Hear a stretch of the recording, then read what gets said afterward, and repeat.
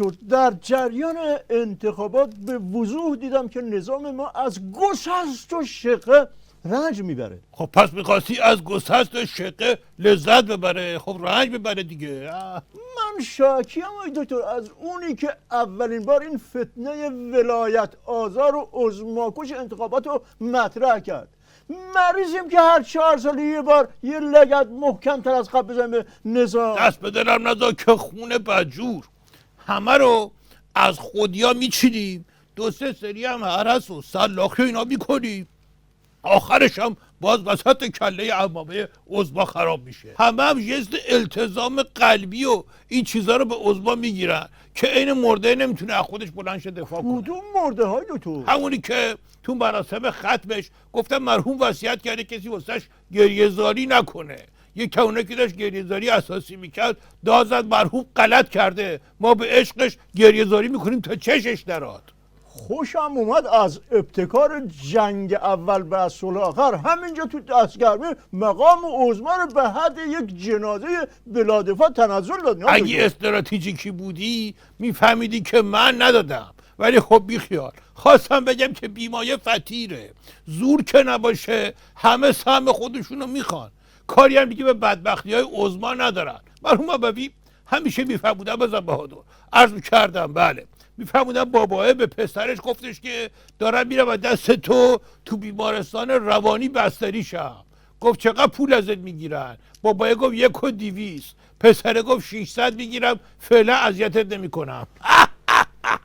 ولی اینا که همه اذیت کردن آقای دکتر، این چه افتضاحی بود توی مناظره ها؟ آخه بدبختا رو همینطوری ول کردن جلو دوربین، گفتن مناظره بکنی، بلد نیستن، مال این کار نیستن که. دیدی هر کدومش اومد حرف بزنه راه رفت، اونم مالید به در و دیوار. مرحوم ابوی همیشه میفهمودن بزن بهادر، عرض کردم بله میفهمودن که به مشنگه گفتن تو خیلی بد اخلاقی، برو با دوستات مهربونی کن. اینم رفت دست انداخت گردن دوستش، ولی بلد نبود چی بگه. گفت میخوای گردن تو همچین بپیچونم که صدای خورد شدن استخوناشو بشنوی.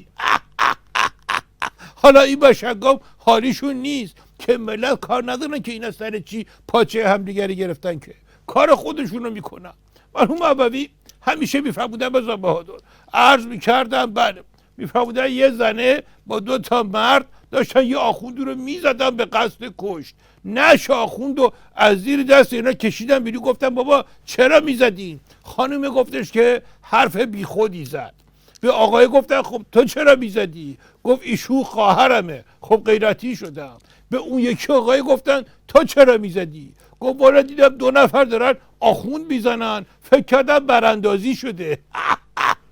آقای دکتر مگه تو جنگ و دعوای جنایی بالاخره نباید اینا هوای جنا خودشونو داشته باشن؟ چرا اینطوری دندون این تو گردن اون گیر میکنه، چنگ اینا تو پهلوی اون یکی نمیاد بیرون؟ برو برم بیدار باش داداش، خواب موندی. جنگ و دعوای جنایی مال قدیم بود، الان تو وضعیت جیگر زلیخا هستیم، هر کدوم تشنه به خون کل بقیه.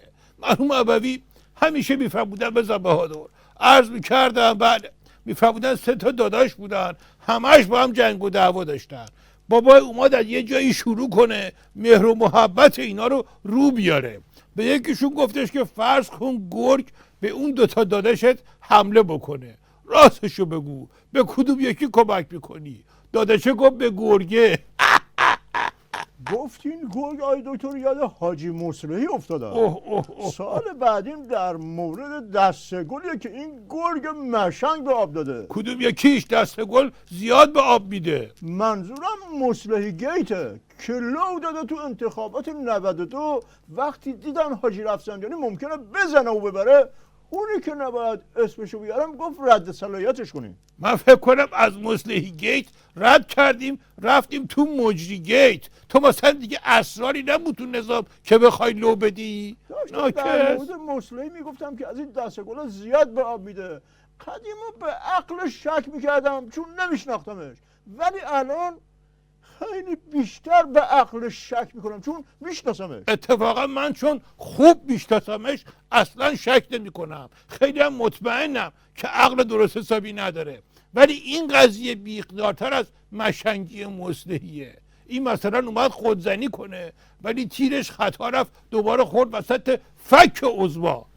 آیه دکتر مصلحی هر مزخرفی بگه هر اسراری رو لو بده جای تعجب نیست، احمقه، اسمش روشه مصلحی مشنگه. ولی اینجا شما هستین که نوک مگسک رو گرفتین طرف فک مقام عظما دارین شلیک میکنین اونجا. شما با فک ایشون مشکل دارین؟ ناکس من با فک مقام عظما مشکل دارم یا اون مصلحی مشنگ یا تو که مشنگتر از اون همه حرفا رو رو کردی؟ حرفی خاصی